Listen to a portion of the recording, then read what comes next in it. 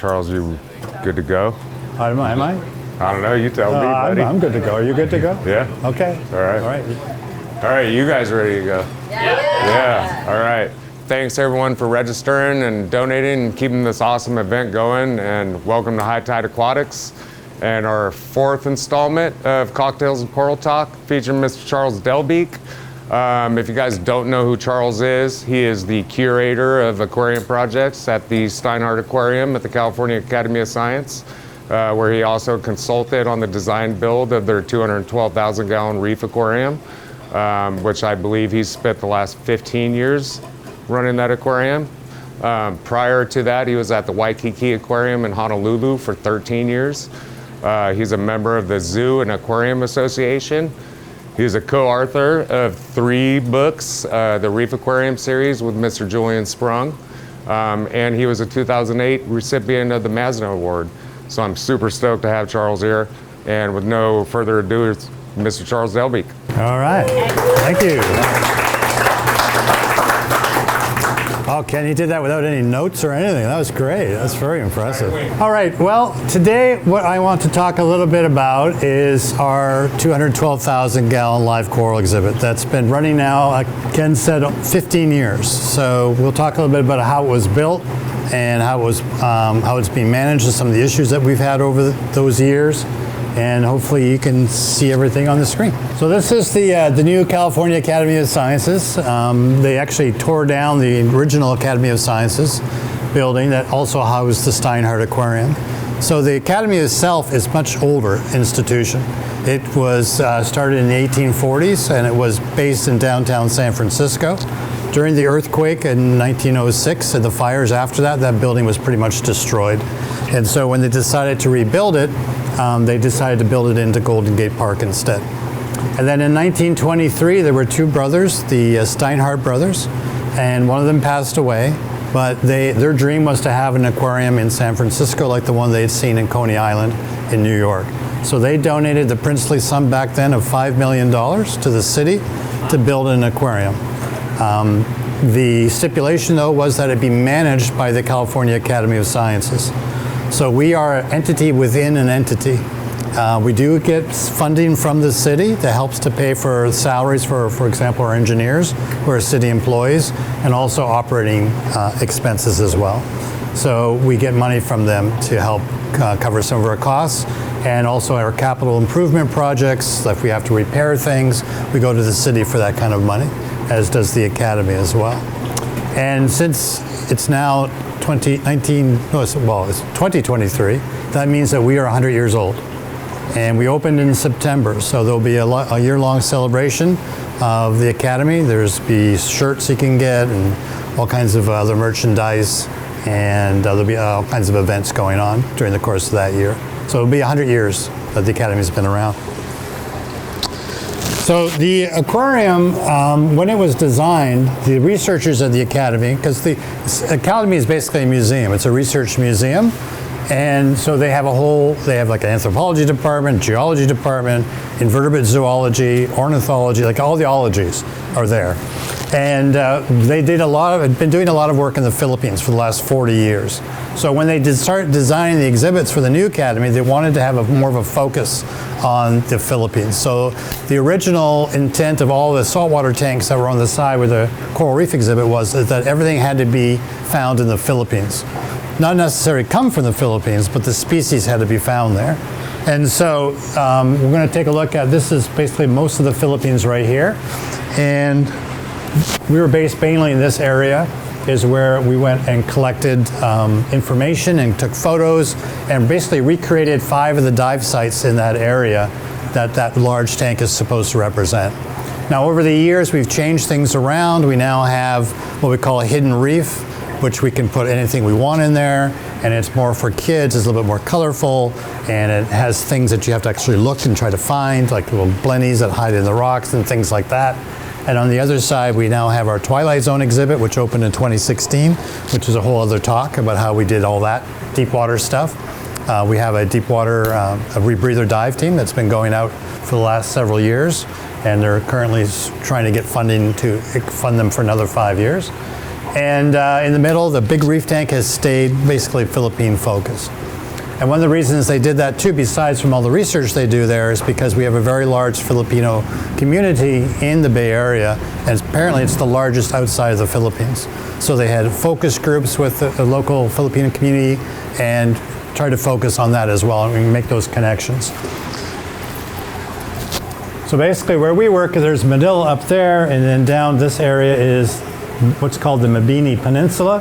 And that's all, and Batangas, this whole area, are all marine protected areas now. So there's no fishing allowed, just scuba diving and taking pictures.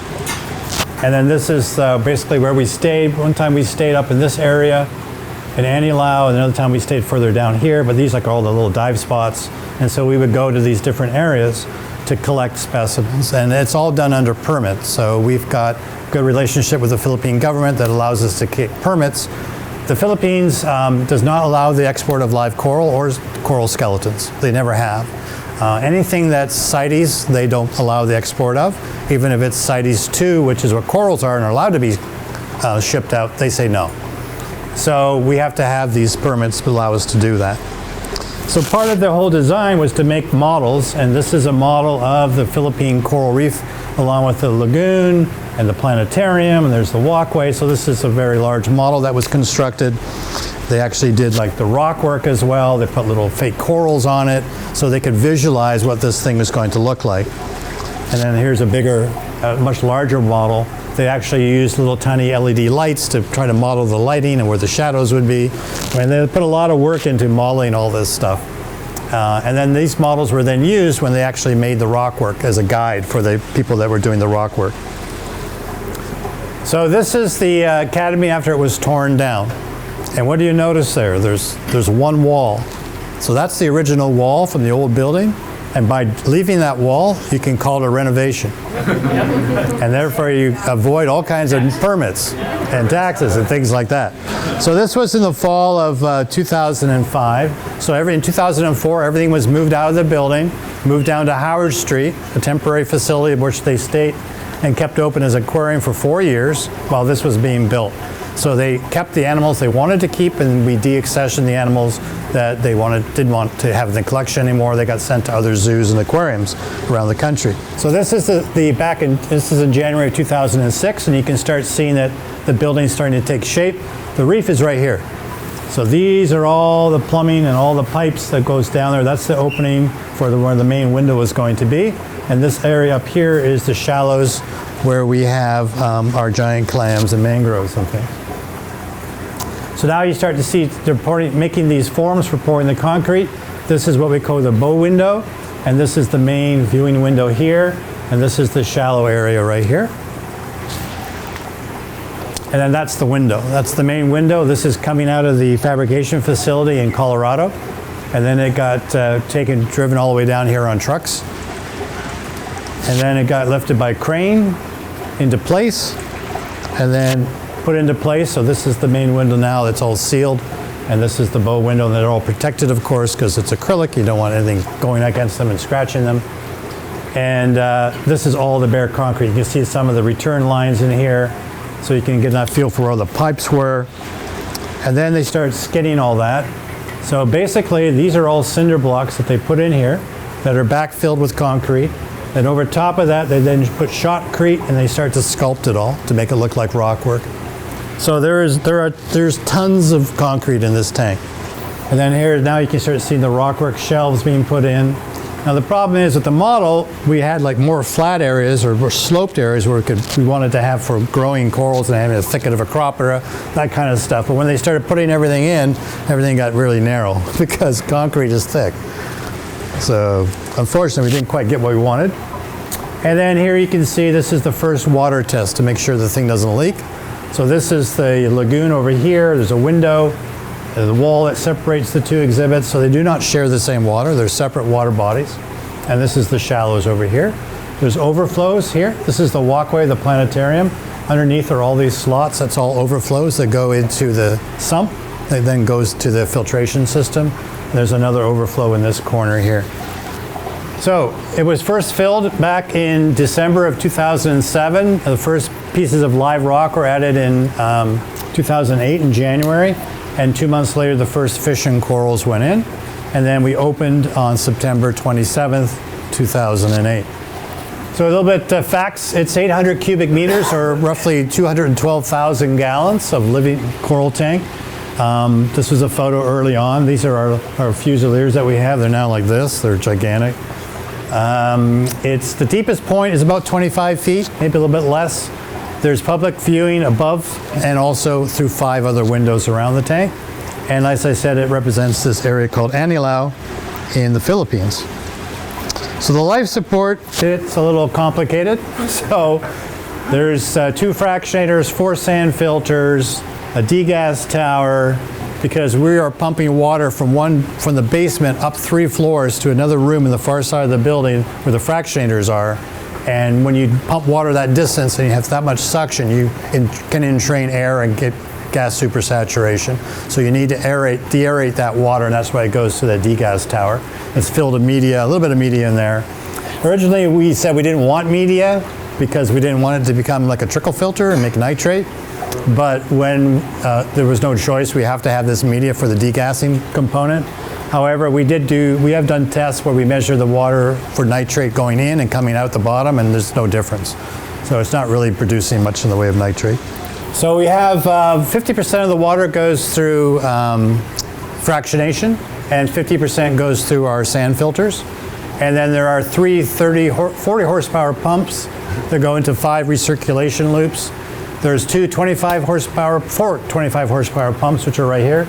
These 2 supply the sand filters, and these 2 pump the water all the way up to the second floor, which this is in the basement, so that's 3 floors up. It goes to where the fractionators are in the degas towers. And this water also sends it to the degas tower. So everything goes to the degas tower. So we can turn the tank over in about 45 minutes. So 212,000 gallons in less than an hour gets filtered.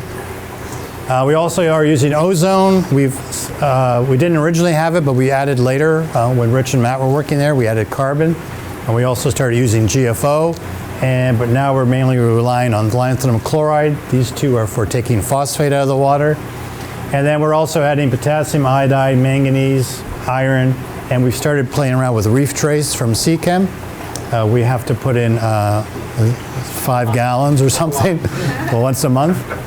And then we'll talk a little bit about these fractionators because we've changed those since. So yeah, these are the fractionators that we had originally. These are RK2s. They do 800 gallons a minute. So multiply that by 60. That tells you how many gallons an hour that they process. And this is some of the changes we made. So when we started, we had our calcium reactors. There were 6 of them from Germany called Schuren reactors. And this is our CO2 bottle. So it looks like a bomb. But anyway, those reactors had all kinds of issues. And so we ended up just basically ripping them out. And we ran the tank without any calcium reactors for over 2 years, without a drop in alkalinity or calcium, because of all the concrete that was in there. That concrete was just continuing to leach out. And in Georgia Aquarium, so Georgia Aquarium opened, they have a tank that's 180,000 gallons, and they opened theirs up about 3 or 4 years before we did. So we've always been in close contact with them. I talked to the manager of that exhibit every few months, but we've met each other. They've come to us, we've gone to them.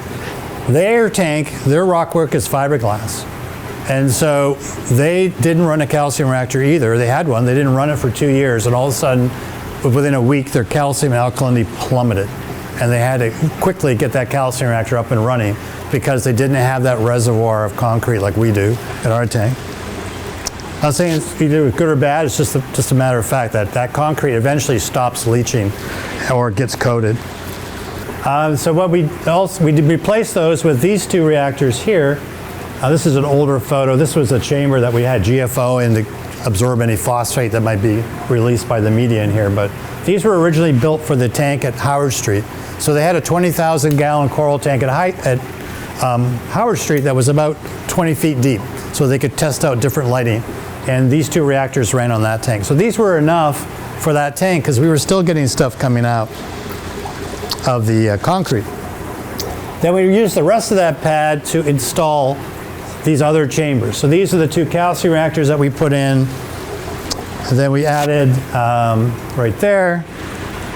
And then these two big reactors were made by MRC, and they originally had GFO and carbon in them.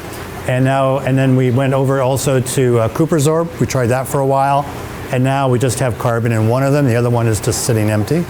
And then the last two on the right are, originally these were given to us as kalkwasser reactors with a recirculating pump, like an Awaki. I don't know how they expected it to work, so we never used them. So we repurposed these, and those are our GFO reactors. And we run about 16 gallons a minute through those. 7 or 8 gallons a minute through those, and about 15 to 20 gallons per minute through the carbon, half a gallon per minute through the calcium reactors. And then this is where we used to have our activated carbon, and it was a Siemens filter. It was a pain in the butt. So we moved it upstairs, and we would put it in one of these reactors, as I mentioned. The RK2 fractionators, they developed cracks in this area here, and we were splitting because of a fault in the mold that was used to make them. So they replaced the bodies for free. But at that time, Rich and I decided we wanted to try something different. So we bought 2 MRC fractionators. So these are 5 feet in diameter and about 15 feet tall. I've had lots of issues with them, but we pretty well have solved most of them. And they skim really well. And then that's where we inject our ozone. We also had a big reservoir for adding kalkwasser, but we have not been using that for quite a while. And then that's the GFO reactors. And then this is our lanthanum dosing system. So we put in 400 mils of lanthanum chloride into 30 gallons of DI water into this drum, and we dose roughly 2 gallons per day into the tank. And that's enough to keep the phosphate below 0.25, 0.2 in that area. We still use GFO, though I've been talking to my team about let's stop using it. It's a pain in the ass. And also, we have sock filters that just turn orange with it. And I'll talk some more about some of the issues we had with it.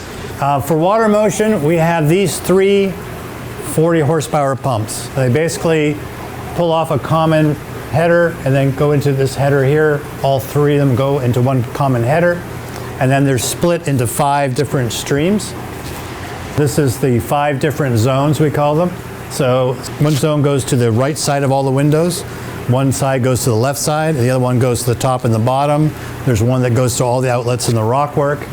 And we have these gate valves on here that are controlled with actuators. And so we can program them, so we can change them. So there's a program that changes the timing and how often they open and close over 24 hours. So sometimes the water's coming this way, sometimes that way, sometimes to the top, the bottom.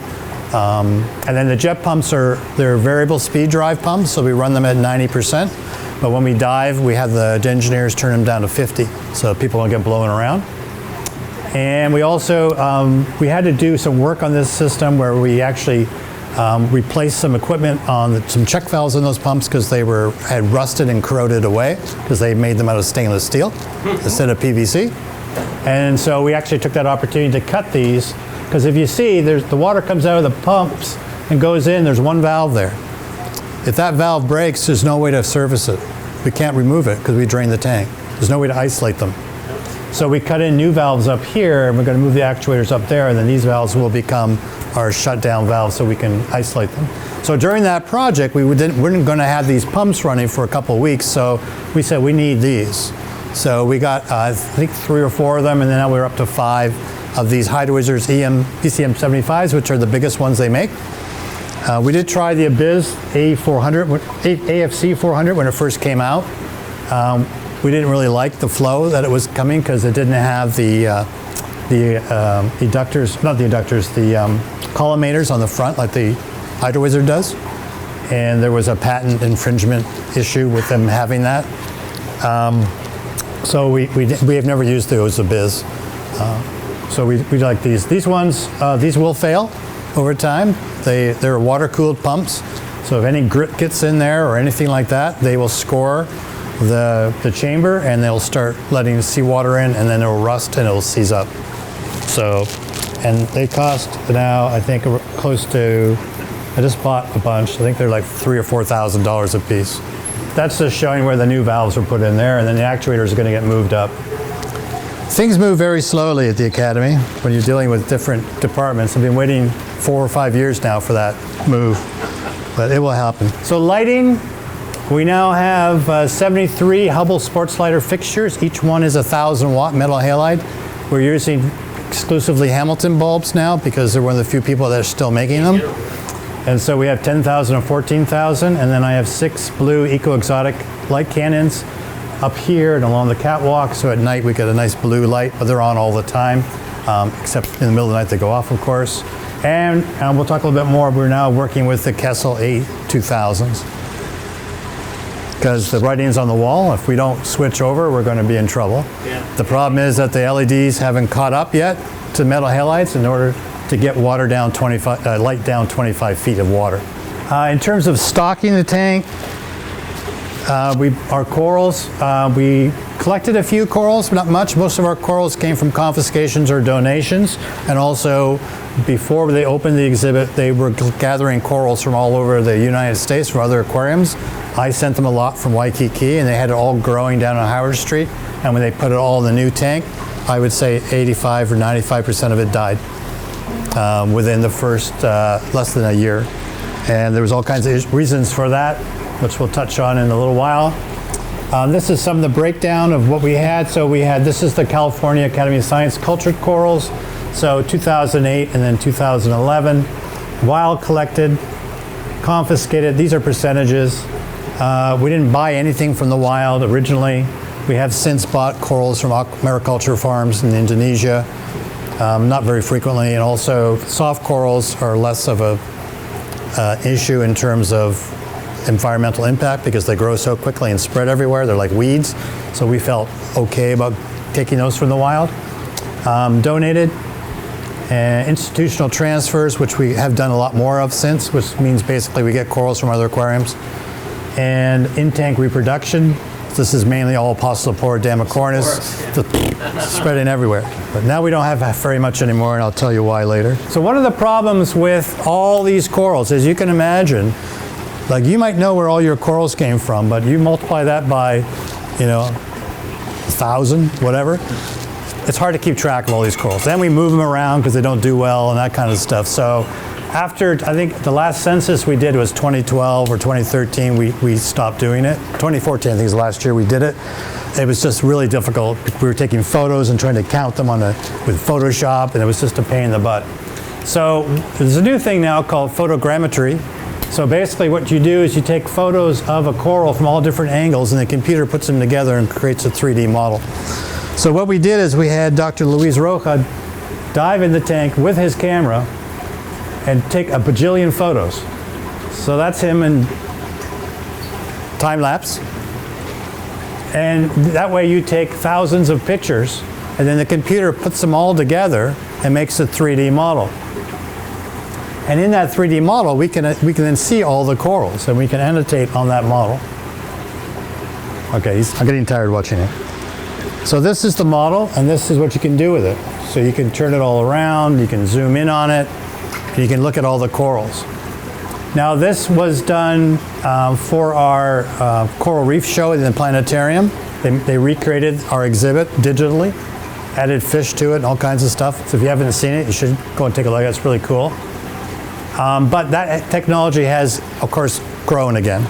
And so we do have another researcher, Dr. Pim Bomperts, and this is his rig. This is a diver propulsion vehicle, camera, strobe lights, and he goes over and he maps the floor. He works in Curacao.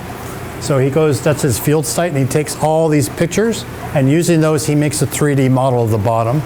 But he has software that allows him to measure every single coral, and then you can see how it grows over time. So my goal is to work on that in the coming year, because he's in Curacao right now. He's coming back on the 2nd of May, and we're going to dive in the tank, not with this gigantic rig, but he's got one of those 360-degree cameras, and we're going to see what we can do with that. And he comes back.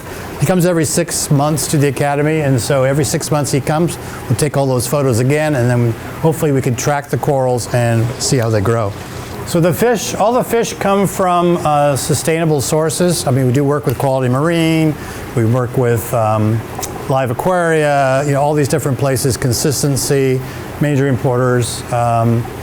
And sometimes we go and collect a few ourselves. Sometimes we got fish from other aquariums. And this was back in 2008 when we first opened. So mainly we had the biggest amount of fish that we have were the anthias and the surgeonfish, rabbitfish, those kinds of things. And then over time, the mix kind of changed. And so the biggest percentage was anthias, followed by surgeonfish and fusiliers, damsels, cardinal fish, all the way back down to like a few triggerfish, and then a bunch of like individual things that I just put down as miscellaneous. So that was 10 years later, and we just did our census, and still, these guys are still the main ones. The garden eels, we have more now. We have over 30 of those garden eels. But the percentages are almost even between these two. We don't have as many fish. So we've gone from down to 727 fish. We used to have over 1,300 at one point back in the 2012, 2014 time range. I'm okay with that because some of the fish are much larger now, like especially the fusiliers. And also it adds a lot of food and a lot of nutrients to the tank. It makes it more challenging. This is like a list of all the different things that we feed. So we've got nori that we add, algae tabs, pellets. Algae tab pellets and nori are mainly for the dive feed. So when we have the dive show, the presenters would go and feed that to the tank. Big sheets, like a whole pack of Hikari mysis, PE mysis, PE calendus, whole sheets of it every day. LRS, 16-ounce pack, ROE, 1 bottle of that, fish eggs. Bunches of romaine lettuce or other types of greens that we'll put in every day on a chain so all the surgeons pick at it. Otherwise, they start picking at the corals. Pacifica krill, gel diet. It's mainly herbivore-based, and chopped prawn. We used to feed chopped clam, but we just cut that out the last couple of months because the pieces were just too big that we were getting chopped up, and it's really fatty. And we got enough fat fish, so. It's this old African proverb that smooth seas do not make skillful sailors. So you're not going to learn unless you go through adversity. And let me tell you, we've learned a lot because we've had a lot of adversity. So one of the things that happened was in this period, we lost almost a third of our corals. We don't know why. Everything started dying off. The Damacornis started dying, Hydnophora started dying, all kinds of things were dying in that tank. And what do you do when things go wrong in your tank? Everything you can think of, right? Yep. So you have no idea what's going wrong. You just try anything you can think of. Look at the lighting, you look at the filter, you look at the water chemistry, you add this, you change that. So we still don't know. And the tank has gone through this twice now. And the last time we had an issue was just before COVID. And so we had a lot of restrictions on what we could do, and we couldn't address things, and we lost a lot of stuff. Now we're on the upswing again, and everything's growing better again. So, and I think I've identified some of the issues that we had. So these are the things you look at, right? You look at lighting, you look at filtration, you look at your water quality. Lighting challenges we had, bulbs fail, right? So we get a new bulb, a month later it's burned out. I got to call the electrical department. They got to change it for me. Maybe they'll get to it that day. Maybe they won't get to it for another week. You know, it depends on how busy they are. We're not allowed to do that work ourselves. Vertical versus horizontal. So we had bulbs that were sold to us as universal mount metal halides. So we had them in our vertical fixtures, or Hubble sports lighters, and they were prematurely failing. Also, they would get this, if you looked at it with a welder's glass, you can see the arc in there, and it was doing this. It was like, it was weird, it was like fluctuating. And so we moved to horizontal fixtures, and that problem went away. So there was issues, these were not, then when we talked to the supplier, he said, oh yeah, they have to be within 60 degrees of horizontal, or else you'll have problems. But they're sold as universal mount, which means you're supposed to put them any way you want. And then communication is a big issue. Like I said, like getting the lights changed on time, getting light, because we change the bulbs every 6 to 8 months. 76 metal halides, we have to change them all. And that has to happen when we need it. Sometimes it doesn't get done because of staffing issues and things like that. Sunlight was a real problem because who would have thought that sunlight would have been a problem in San Francisco? I mean, I came from Hawaii and we grew all our corals outside under full sun. We had full sun in our tanks. So we wanted to get as much sunlight. The problem is you have times when there's hardly any light because it's cloudy, and then you get 3 days of full sun. So at that time, we used to have all these like skylights on top too. These circles of light would move across the tank. As the sun moved over the course of the day, you see these circles migrate across. So I put a light core par meter in there and let it sit for a week and measured it. And you could see the par would go from like 100 or so to 1,500 and then down again and up and down and up and down over the course of the day. So these corals are getting blasted. This is why a lot of the corals were lost, because they were being grown under steady light in Howard Street, 1,000-watt metal halides.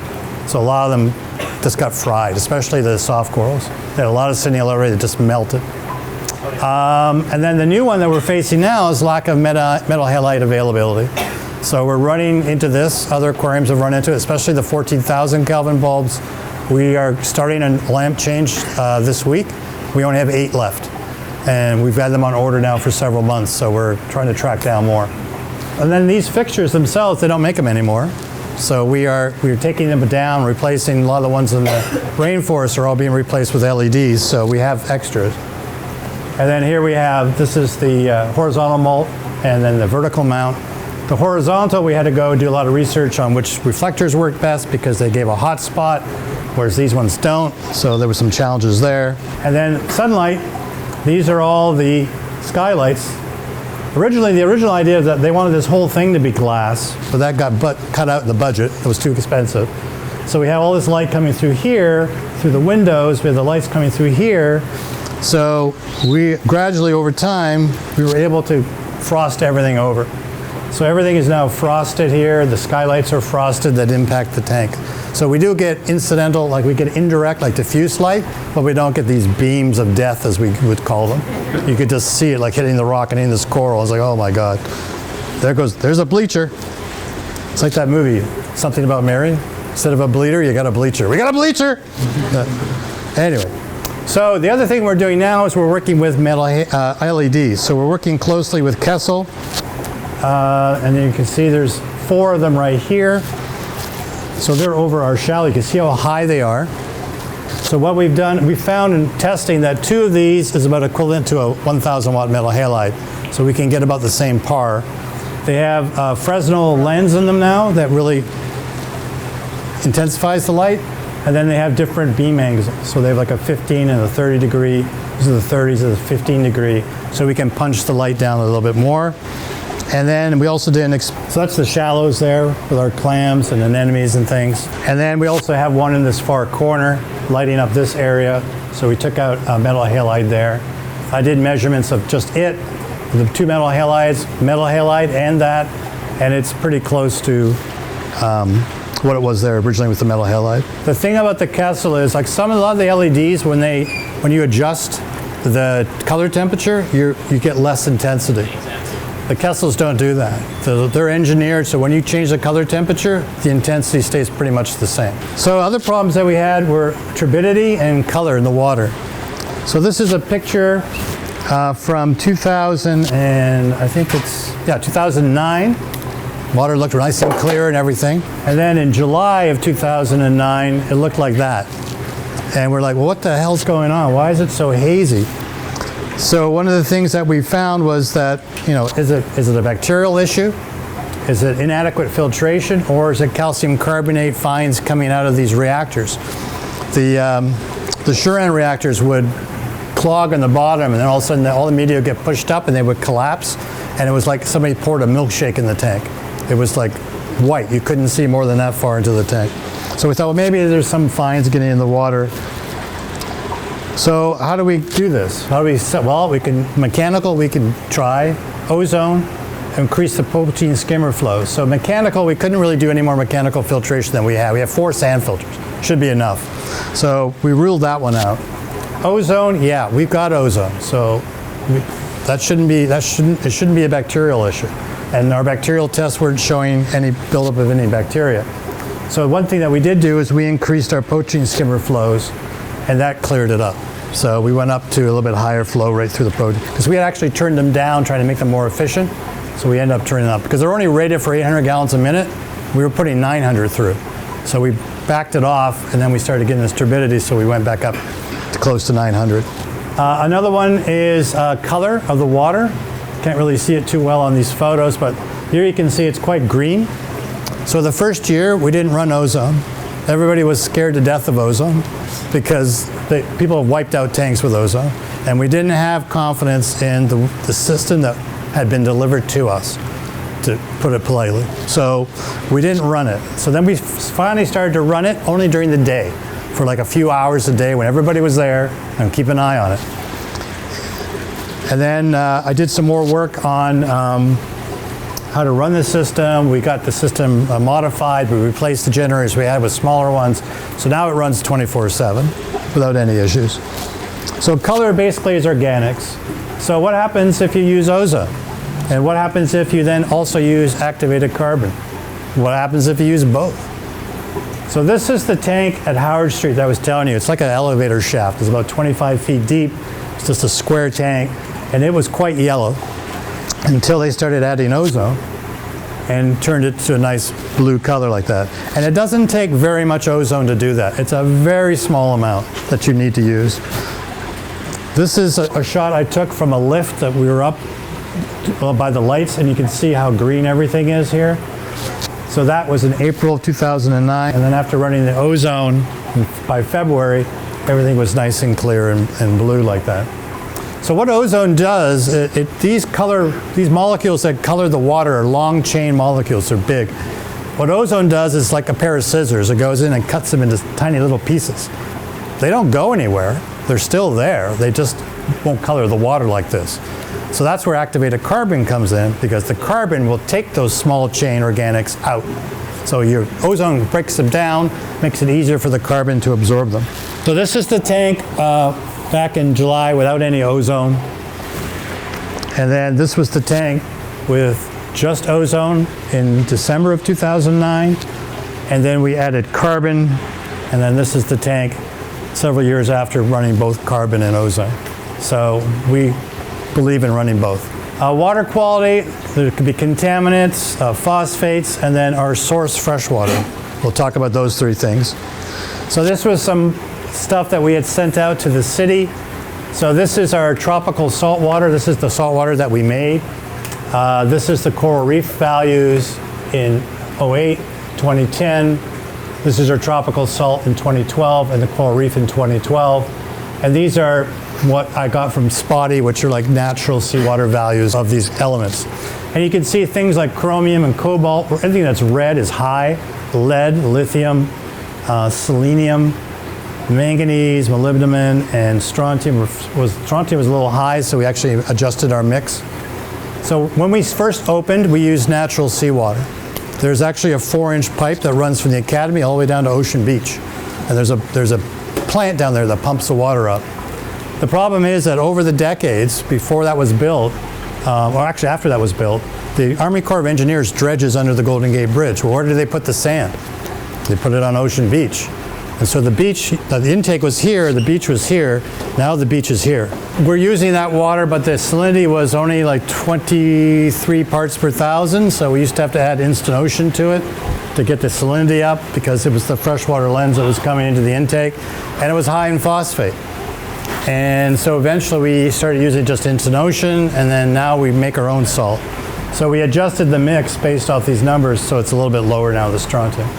But these numbers have actually come down now. That's why we started using Coopersorb. But we haven't used Coopersorb for several years, but we haven't really had an issue with these heavy metals. But we started looking, like, where the hell is this stuff coming from? Well, this is in the overflow underneath the walkway of the planetarium. And there's this pipe here held on with 2 metal pipe straps that were completely rusted all the way down. So we took those off and replaced them with cable ties. And then this is those 3 big giant 40 horsepower pumps. These are check valves on the outlets. They put in metal check valves. So these were all rusted away. They weren't even there anymore. We opened them up, there was no flapper left. So those had rusted away, and we don't know where else there might be stainless steel, we don't know. So these were replaced with PVC ones. This is our latest phosphate numbers. Unfortunately, you can't see much, other than it goes up and down a little bit. But the phosphate yesterday was 0.202. But it had been as high as 0.8. While it was in those areas, we thought it was much lower than that. And then we found out it was much higher. And we were having issues with brown jelly on our hydnophora a lot. We had lost all of our, I'll talk about that a little bit, all of our echinopora we lost to brown jelly just before COVID hit. And since getting it down below 0.3, we haven't seen any brown jelly anymore. It's anecdotal, but throwing it out there. The other thing is our source water. Unfortunately, you can't see this too well. This is the alkalinity in the coral reef tank, and I noticed that there are these spikes. All these spikes in alkalinity. I said, what the hell? What's causing that? So in a hunch, I asked for the alkalinity of our incoming freshwater, and sure enough, in certain times of the year, there's these big spikes in alkalinity in the incoming freshwater because the city changes their source, and they don't tell you when they switch. And one has an alkalinity of about 1 molar equivalent, and one has an alkalinity of like 0.4 molar equivalents. So if you don't adjust the mix, then the way they mix the salt water is they brine it, so it's almost 45 parts per thousand, because we only have a 15,000 gallon reservoir for making salt water, and we pump it into a 30,000 gallon reservoir. So they add it, and then they add fresh water to it to dilute it to 35, but then you're adding even more alkalinity to it. So that's something that we're trying to wrap our heads around now. So what I did is I overlaid the freshwater alkalinity with the coral reef alkalinity and showed that these spikes are the same place. So now we take that into account when we make our saltwater mix. Then there's the biological problems. So unfortunately you can't see too well in this photo, but back in 2012, 2013, we started getting this red algae growing everywhere. And it wasn't cyanobacteria, it was kind of fluffy, and it was just carpeting everything. So we were spending, here you can kind of see it, it's like all this purple stuff here. It's not coralline, that's algae that's everywhere. And we were spending a lot of time sucking that out, and it was just, we were at our wits' end. I had sent out a sample to a colleague of mine in the University of Hawaii, and they told me the type of algae that it was, and they said this is very common around shipwrecks because of the iron in the shipwreck. So I thought, huh. So I had them test the iron level, and our iron was 0.23 parts per million. And then on a hunch, I said, filter it. So they filtered it through the water through a submicron filter disc, and it came back at 0.01. So all that iron was because we had these big MRC reactors with GFO. They were grinding and sending it into the water. So these fines were settling everywhere. So that's why we took the GFO out of the big ones and put them in the little ones again and turned the big ones into a carbon reactor. But we still had this algae. How are we going to get rid of the algae? So you're going to call my friend Jeff Turner, who owns Boyd Enterprises, who has ChemiClean. So one bottle of ChemiClean treats 720 gallons of water. So I talked to him, he gave me the name of a hotel that he's dealt with where they have cyanobacteria issues. It's a huge outdoor water feature with rays and sharks and stuff in it. And they dose that tank every year with this stuff, and it wipes it right out. So I said, Jeff, I'm going to need a little bit more than one bottle. I need 283 of your bottles. So he gave us a special price. So we turned off the lights. We turned off the fractionators and the ozone and took the carbon off, and we let it run like that for 3 days, and it got rid of all of it. And then we started everything back up. The tank looked great. I mean, all corallines looked great. There was a few corals that didn't do too well with it, but for the most part, we've never had it again, knock on wood, since that time. I never had to reduce it. Another biological problem is this really cute little damselfish. We were in the Philippines at a wholesale, and I saw them on the reef. I took this photo. The problem is that one becomes many, and we bought 10, and I think by the time we started to get rid of them, we had 180 in their tank, because they spawn, lay eggs, and these are the juveniles, and they are direct developing. They don't have a planktonic stage. Wow. So they come out with these little tiny, and these guys are really vicious, so they defend them. It's one of the few marine fish that is like that will defend their young like a cichlid. And they just overwhelmed the tank. And they had the same issue at the Great Barrier Reef Aquarium. And they had the same issue of the Arnhem in the Netherlands, at the Burgers Ocean. At his tank, he's also overrun with these things. So we were able to get all of them out except for a couple. And then every now and then, so our strategy was, as soon as we saw that, we would go in and scoop them out with a net. And as soon, they're so delicate, as soon as they hit the mesh of the net, they just die. So that's how we were able to control them. And then eventually the one breeding pair we had left, we had one left, and so that we didn't get any more after that. So never again. The other weird thing is this. There's a normal one. So our Tamini tangs, we saw this on it. We saw them on our mimic tangs. We saw them on our orange shoulder tangs, or on the lips, would turn white. The people have paid thousands of dollars for that. Like I had a tank full of them, and we don't know why. And it was like that for several months. We euthanized one, sent it out to be worked up. The only thing that came back was loss of pigment. They were just losing their pigment for some reason. And we could have sold them, could have bought more, regular ones. I can't remember exactly how long. Could have been months, could have been a year or so. But I remember turning to Rich and saying, after a dive, I said, I don't see any more of those. We had just done our census and we still had the same number. So somehow they reverted back to their normal coloration. Today we see it here and there, but not like that time when we had so many of them like that. Other behavioral problems. We had this species of rabbitfish. We had a beautiful pair of them. When Six Flags closed down their aquarium building, we got all their discosomas. So we had these beautiful red and orange discosomas everywhere. They ate all of them. Just that one species of rabbitfish. So out they went. They went to another aquarium. We had like 15 flamingi tangs in there. 8 of them started eating the sarcophyton. The other ones didn't. So we still have like 7 left. So we took those 8 out and haven't had a problem since.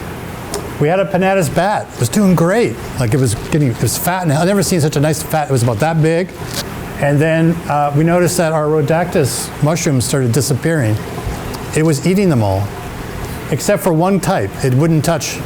And when these all disappeared, it got thinner and thinner and it passed away. So weird. Pyramid butterfly fish, I'd gotten a whole school from a wholesaler friend of mine in Hawaii when we opened. They're beautiful in there. And then over the years, they started picking at soft corals. So they went. Clown tanks, very territorial. Big ones. They went in small, they got big, and they started driving all the other fish away. So algae started growing in their territories because the other fish couldn't get in to crop it. So we removed those. Pink-tailed triggers, true story. We had pink-tails, we had black durgeons, we had clown triggers, we had red-tooth triggers. Beautiful, because we didn't have a lot of coral, so we wanted to have a lot of fish.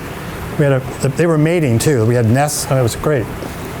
And then we had a guy who was one of the assistant dive officers doing a dive show, and they have the mask, full face mask. They could talk to the audience, and they have a presenter. They're asking questions, and so the public asks questions. And what we often get is, how do you know the fish don't eat each other?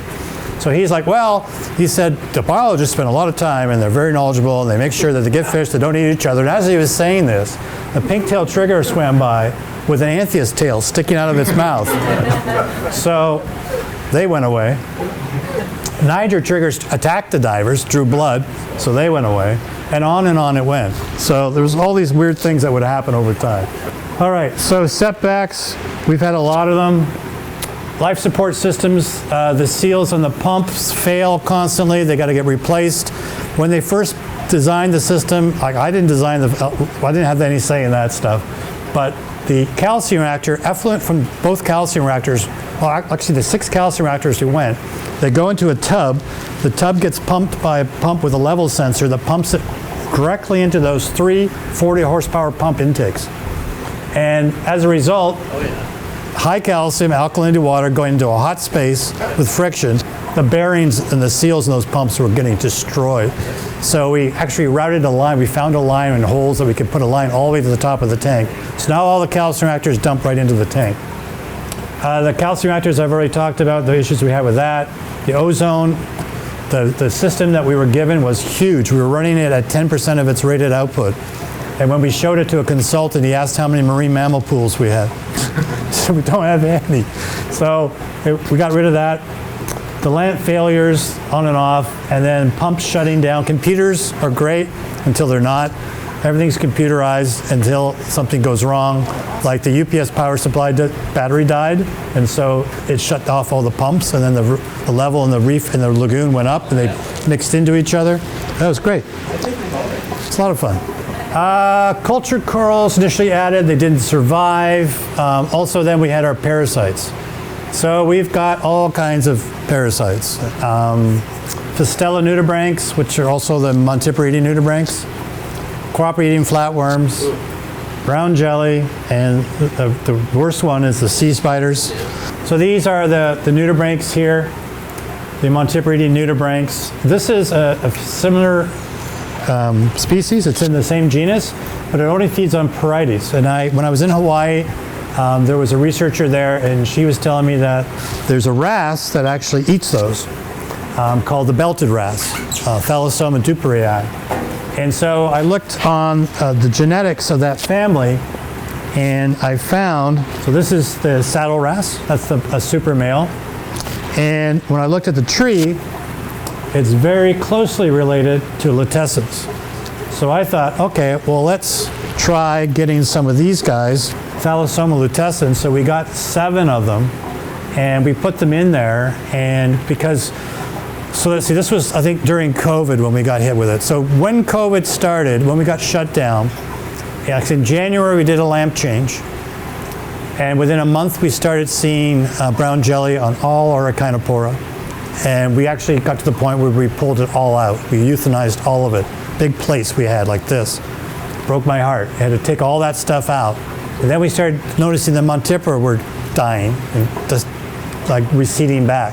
And we found Montipora-eating nudibranchs. So when that happened, they were in the middle of repairing our dive deck when COVID struck. So the dive deck was all walled off. We could only get in through a door this big to get into the tank. And our team had been divided into 2 separate shifts, so they didn't overlap. So if one shift got sick, the other shift could come in and still work. So we couldn't maintain and keep up with that kind of stuff. So we got these guys, and it seems to have helped because the Montiporas, it's all coming back now, and stuff that we're putting in is growing again. This is the Echinopora. This is what we had. It's now all gone. It all died off, but it's coming back. This is a photo just taken last week, so we've got more of that growing again. And then the sea spiders. We don't really know how we got them. The coral spawning lab brought in corals, and we had taken some corals out of there that we put into the reef tank and into another holding system. And then one night, one of the biologists, well, look, this whole coral spawning lab is on reverse light cycle. So during the day, like at 1 o'clock, the lights go off, and we go in the afternoon at 4 to feed or whatever. We can put red lights on. And he said he saw all these little things crawling on the coral. Sent me a photo. He said, "Are these bad?" I said, "I think so. Those are sea spiders." And they were everywhere. They were all over the Damacornis. They were in the Cropera. We dealt with them for almost a year. We tried Reef Primer. We used Revive. Milbomycin also worked, but they would always come back. We would dip all these corals. We sent out to a researcher, Santa Cruz, who got more information on their biology. They're just nasty, nasty little things. And we ended up tearing down that entire system and starting it all over again. And we also got rid of all the Damacornis, because Damacornis was their favorite coral to go on. So that's kind of what they look like. I just worked with our genomics lab this month to try and get this thing identified, because I sent it to a taxonomist who told me they thought it was one from the Atlantic. And I said, I don't see how it could be. The only possibility that it could have come from the Atlantic is how many people buy snails from the Atlantic. That's where they come from. Maybe they were on there. I don't know.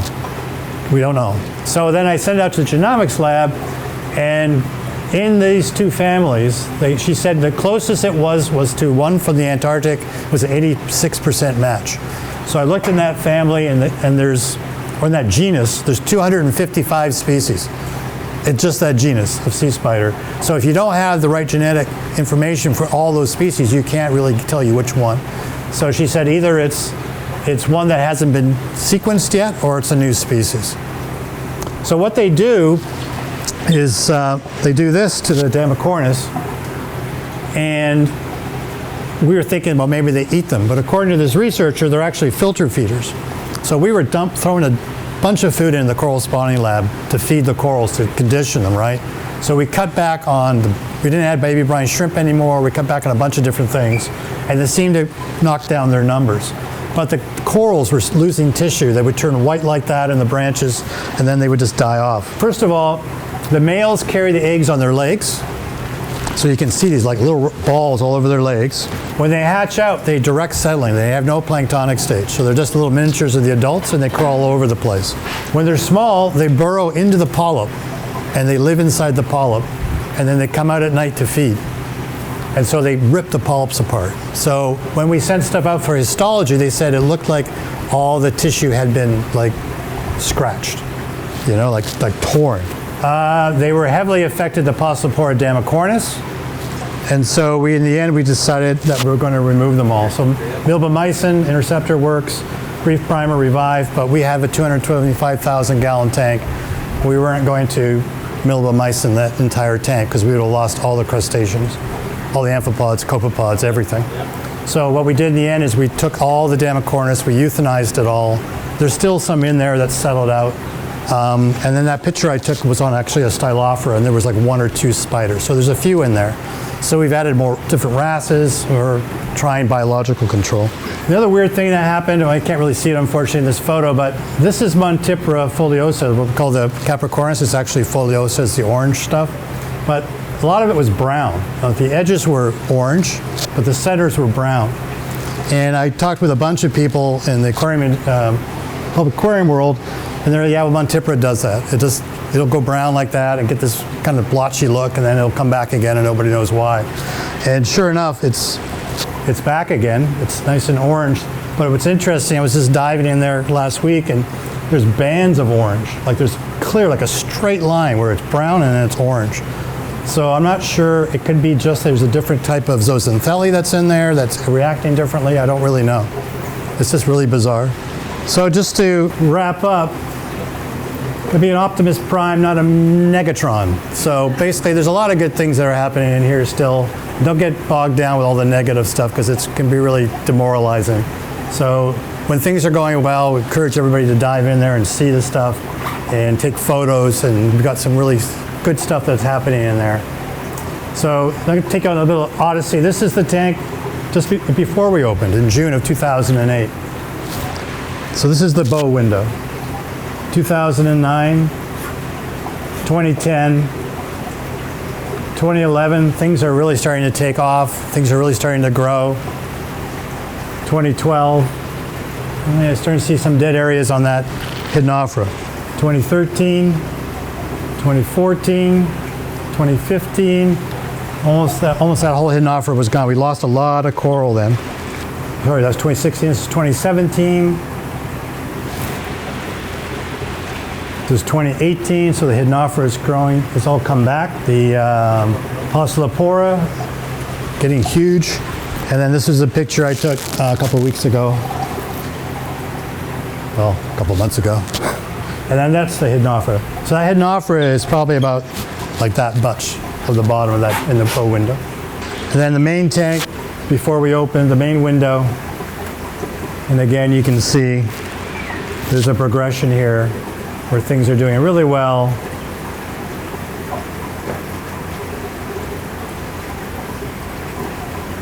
'14, '15, '16. You can see all the kind of where it was plating, it was growing. Everywhere we put it, it was growing like a weed. It's all gone now. So it's starting to come back. We've added more pieces. So this is a picture I took just back in February. This was at night. Mainly the blues were on. To wrap up, there's a lot of people that have contributed to this tank over the years. These are people that in the past that have worked on that team with us. This is our current team members. Our team lead is Lisa Larkin. She was originally at the Long Beach Aquarium, did all their coral work there. She's fantastic. And this is the support team. So we have all these departments, electrical, engineering, operations, and electronics that help us maintain and keep this tank running. Thank you very much.